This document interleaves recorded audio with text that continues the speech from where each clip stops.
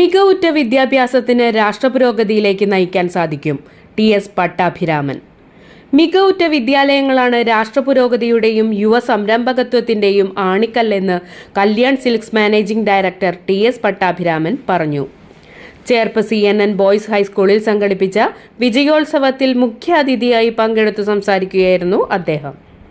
മികവുറ്റ വിദ്യാഭ്യാസത്തിലൂടെ കർമ്മോത്സുകരായ സംരംഭകരെ സൃഷ്ടിക്കാൻ സാധിക്കുമ്പോൾ അത് സമൂഹത്തിന്റെ സമസ്ത മേഖലകളുടെയും പുരോഗതിക്ക് വഴിവെക്കുമെന്നും അദ്ദേഹം കൂട്ടിച്ചേർത്തു.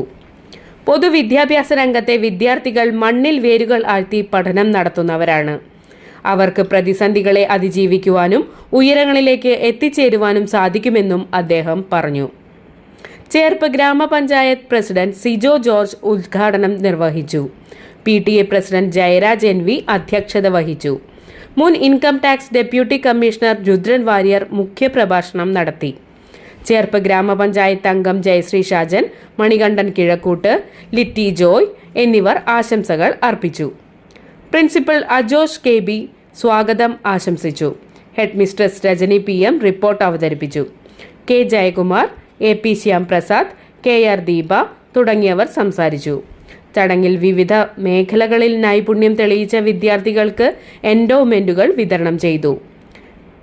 SSLC പരീക്ഷയിൽ എല്ലാ വിഷയങ്ങൾക്കും A+ നേടിയ വിദ്യാർത്ഥികളെയും അനുമോദിച്ചു.